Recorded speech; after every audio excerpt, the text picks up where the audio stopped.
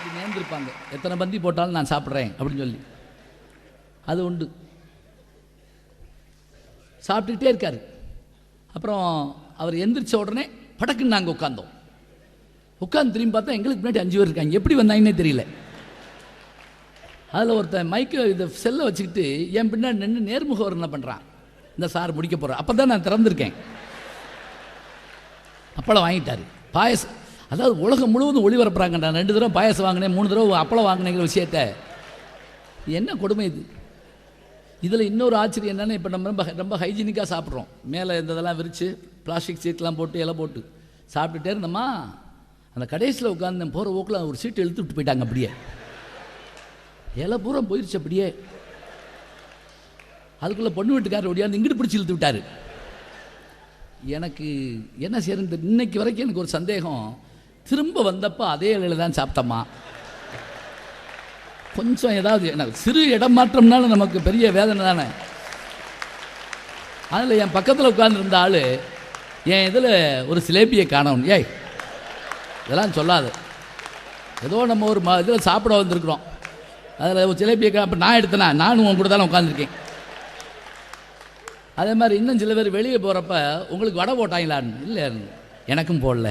அதாவது அவருக்கு என்னன்னா, எனக்கு போட்டிருப்பாங்களோங்கிற கவலை தான். அப்புறம் இன்னொருத்தர் ஒரு ஓவியச்சாலைக்கு போனான். அங்கே ஒரு பெரிய படம், கண்ணாடி போட்டு மீசை வச்சு தலப்பா கட்டி, அதை பார்த்தோன்னே அழகாக இருந்தது. இது எவ்வளோன்னு கேட்டான். 300 ரூபா சொன்னாங்க அந்த காலத்தில். என் உடனே என்ன பண்ணான், 280 ரூபா தான் இருந்திருக்கு. 20 ரூபா அப்புறம் தரட்டுமா, இப்போவே காசு கொடு இல்லைன்னா போயிடு. அப்புறம் போய் என்கிட்ட ஒரு வாரம் கழித்து 300 ரூபாயோட ஓடி இருக்கேன். அந்த படத்தை காணோம். ஐயோ போச்சேன்ட்டு வேதனையோட நண்பன் வீட்டுக்கு போனான். அங்கே அந்த படம் மாட்டியிருக்கு. இது அப்படின்னா நண்பன் சிரிச்சுக்கிட்டே சொன்னான், சிங்கப்பட்டி ஜமீன்தார் எங்கள் தாத்தா. இவன் பெருமூச்சு விட்டான். 20 ரூபா இருந்தால் எங்கள் தாத்தா இருந்திருப்பார். 20 ரூபாயில் உங்கள் தாத்தா ஆகி போனார். என்ன சந்தோஷம் பாருங்க. சிரிச்சா நல்லது. நன்றி, வணக்கம். இன்னைக்கு பார்த்தீங்கன்னா இந்த மாடர்ன் கப்புள் பார்த்தீங்கன்னா மெட்ராஸ் மாதிரி ஊர்ல எல்லாம் இப்போ வந்திருக்கிற சில பைக்குகளை வேற பார்த்தீங்கன்னா, கழுத டிரைவ் ஓட்டுறவன் பள்ளத்தில் இருக்கான், பில்லியன் மேலே உட்காந்து அப்படி ஒரு மாடல் போட்டிருக்காங்க பைக்கு. இப்படி இருக்கு சார். அதில் நான் சில நேரம் பார்க்குறேன், முன்னாடி புருஷங்காரன் ஹெல்மெட் போட்டு ஓட்டிக்கிட்டு இருக்கான். அவனுடைய இளம் பெண் மனைவி பின்னாடி உட்காந்து அவன் அந்த இடுப்போடு இப்படி கட்டி, இந்த நாடி இருக்கு பாருங்க, இதை கொண்டு போய் அவன் தோளில் இப்படி வச்சு ஹெல்மெட்டை லேசாக தூக்கி புஷ் புஷ்னு ஏதோ பேசுது. பர்த்டே அன்னைக்கு பார்த்தீங்கன்னா ராத்திரி 12 மணிக்கு போய் காலை சுரண்டி, அது தூங்கிட்டு இருக்கவங்களை போய் காலை சுரண்டி, many more returns of the day darling அவனொன்று அந்த பொண்ணு கண்ணை முடிச்சு, oh my sweetie, how much you love me. Wedding day அன்னைக்கு பார்த்தீங்கன்னா கிஃப்ட்டு, ஐயோ நடந்து போயில பார்த்தீங்கன்னா இடுப்பை பிடிச்சிட்டு போகுது. கரெக்டாக 3 வருஷம் கழிச்சு டைவர்ஷன் வந்து நிற்குது. என்ன ஏன் டைவர்ஷன் வந்து நிற்குதுங்க? ஜட்ஜி கேட்குறாரு, ஏன்ப்பா டைவர்ஸ் கேட்குற அப்படின்னு. அவன் சொல்கிறான், இல்லை இது வந்து போன ஆட்சியில் நடந்த கல்யாணம்.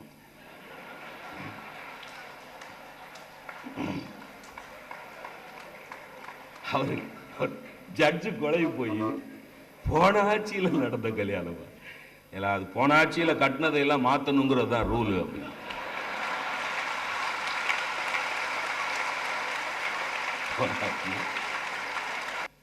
துணி கடைக்கு போகிறோம். அம்மா, இங்கே இருக்கிற பெண்கள் மனசாட்சியில் கை வச்சு சொல்லுங்க, போனமா வந்தமான்னு துணி எடுத்ததா வரலாறு உண்டா?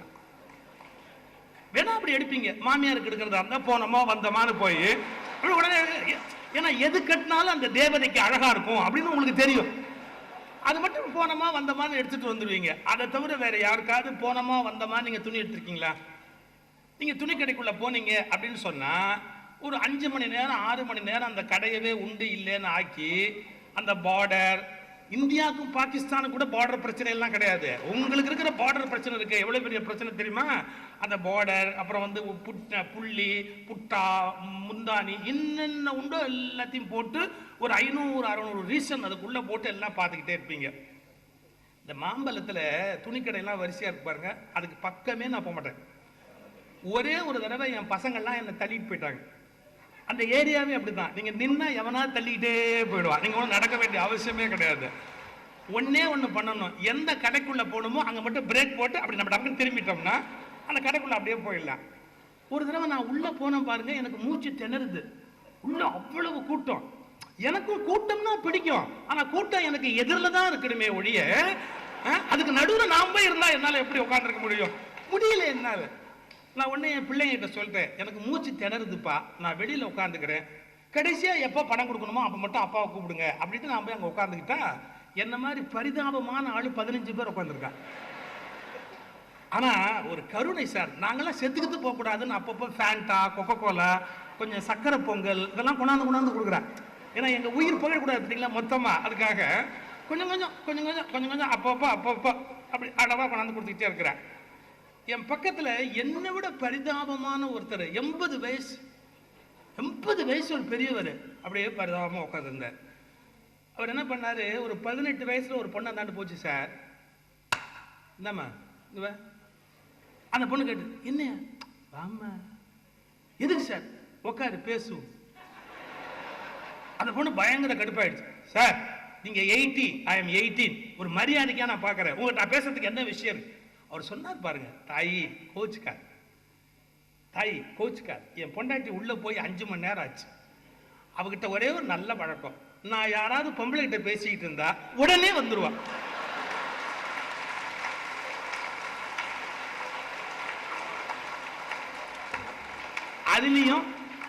அதுலயும் அழகான பொண்ணா இருந்தா அப்பவே வந்துருவா.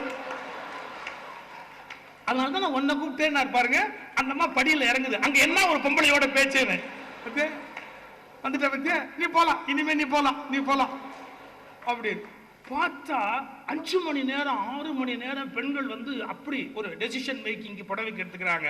நீங்க இவ்வளவு கஷ்டப்பட்டு புடவையை செலக்ட் பண்ணி ஹஸ்பண்ட காட்டினீங்கன்னா பார்டர், முந்தானை, டிசைன், புள்ளி, புட்டா ஏதையாவது புருஷ கவலைப்பட்டு இருக்கிறானா? கவர்மெண்ட் ஆபீஸ்ல ஃபைல் புரட்டுற மாதிரி அந்த புடவையை அப்படியே புரட்டி அந்த புடவையிலேயே அசிங்கமா இருக்கிற விலை சீட்டை பார்த்து, நீ கெட்ட கேட்டுக்கு இவ்வளவு விலைக்கு ஒண்ணு தேவையா? அதான் ஒரே ஒரு கேள்வி கேட்கிறான். இப்ப நான் சொன்னது கரெக்டா இல்லையா பாருங்க. ஒரு புடவையின் அழகை வைத்து பெண் தேர்ந்தெடுக்கிறாள், இப்படி சொல்லட்டுமா? ஒரு புடவையின் கலையை வைத்து பெண் தேர்ந்தெடுக்கிறாள், அந்த புடவையின் விலையை வைத்து ஆண் தேர்ந்தெடுக்கிறார். அந்த புடவையின் கலையை வைத்து பெண் தேர்ந்தெடுக்கிறாள், அந்த புடவையின் கலையை வைத்து பெண், விலையை வைத்து ஆண் தேர்ந்தெடுக்கிறான். ஏன்? அதை பார்த்த உடனே பெண்ணுக்கு வந்து ரைட் பிரெயின் ஒர்க் பண்ண ஆரம்பிக்குது, ஆணுக்கு லெஃப்ட் பிரெயின் ஒர்க் பண்ண ஆரம்பிக்குது. உங்க புருஷன் கலை உணர்வோடு இல்லைன்னா வருத்தப்படாதீங்க, அவர் ஆம்பளையா இருக்கிறாருன்னு அர்த்தம். உங்க மனைவி விலையை பத்தி கவலைப்படல அப்படின்னா சந்தோஷப்படுங்க, அவர் பெண்ணா இருக்கிறார் அப்படின்னு அர்த்தம். எனவே ஆண்மையும் பெண்மையும் ஒன்றை ஒன்று புரிந்து கொள்வதற்கு வாய்ப்பே இல்லாததால் புரிந்து கொள்ள முடியாது என்பதை புரிந்து கொண்டு வாழ்க்கையை நடத்துவதுதான் வாழ்வை வெற்றிகரமாக வைத்திருப்பதற்கான மிகச்சரியான ஒரு வழி.